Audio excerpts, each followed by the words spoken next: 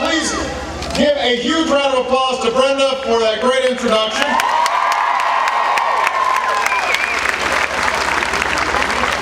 And go try some of her pizza if you have not tried it. Right here, you got a testimony right here. It says it's outstanding.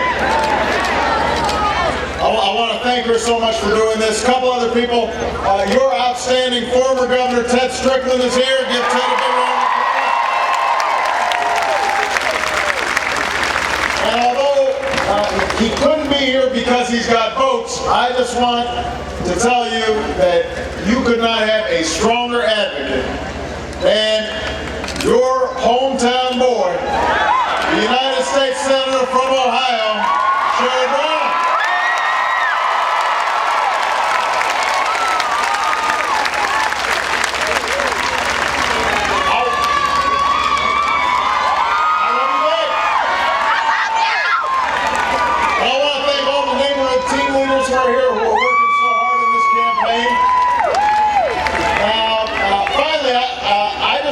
It makes sense for us to give it up for all of our outstanding American athletes who are competing in London right now.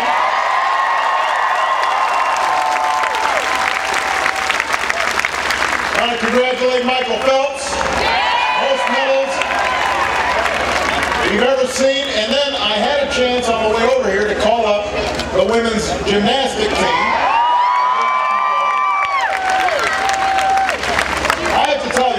When I'm watching, when people run track, I understand that I know how to run. They're just much faster. And I know how to swim. They just swim much better than I do. These gymnastics folks, I don't understand how they do what they do. So I told these young ladies, as I was congratulating them, how do you not bust your head every time you're on that little balance beam? I couldn't walk across that balance beam. So anyway, we could not be prouder of them. And there are a whole bunch of Ohioans who are representing our country in the Olympics and the Paralympics. Abby Johnson from Upper Arlington already won a silver medal in diving. We'll be rooting for Army Specialist Justin Lester from Akron. He's going to be wrestling for America next week.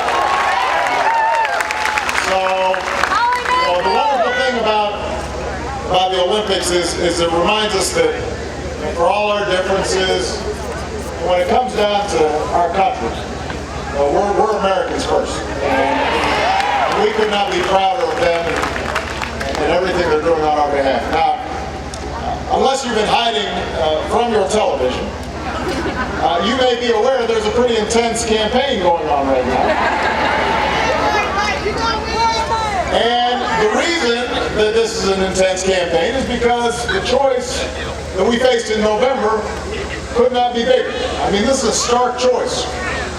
It's a choice not just between two candidates or two parties, but more than any election in recent memory. This is a choice between two fundamentally different visions for America. Two fundamentally different paths that we could be going down. I appreciate that. Now, the direction that we choose, the direction you choose when you walk into this voting booth in November, is going to have a direct impact on your lives, but also on your children's lives and your grandchildren's lives. And 4 years ago, we came together as Democrats, but also independents and some Republicans, to restore the basic bargain that built the greatest middle class and the most prosperous country the world has ever known.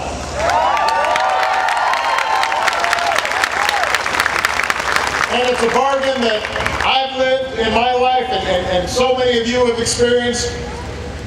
It's the basic idea that says, here in this country, if you work hard, that work should be rewarded.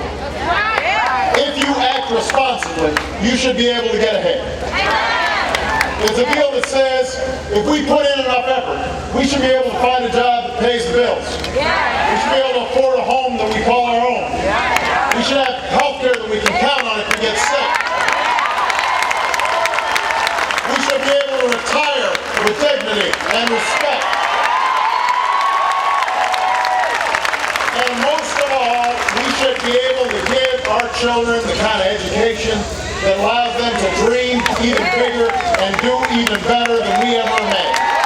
That's what we're doing.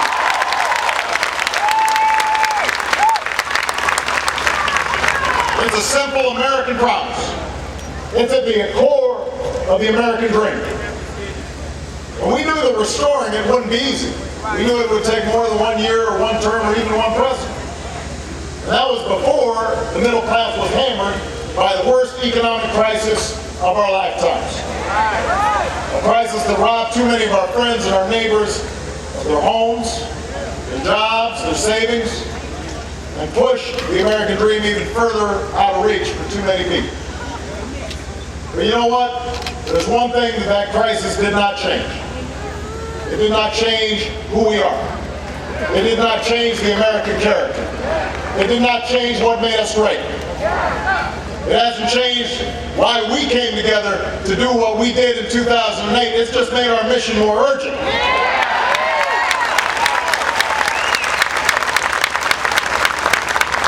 Our first order of business is to recover all the jobs and wealth that was lost in the crisis. And we've made strides these last 3.5 years to get that done. But beyond that, we're here to reclaim the financial security that's been slipping away for more than a decade. The decade before I came in office, your incomes and wages generally weren't going up. Jobs were moving overseas. Auto industry had been getting hammered. So our job is not just to put people back to work. It's also to build an economy where over the long haul, that work pays off. So that no matter who you are, or what you look like, or where you come from, here in America, you can make it if you try.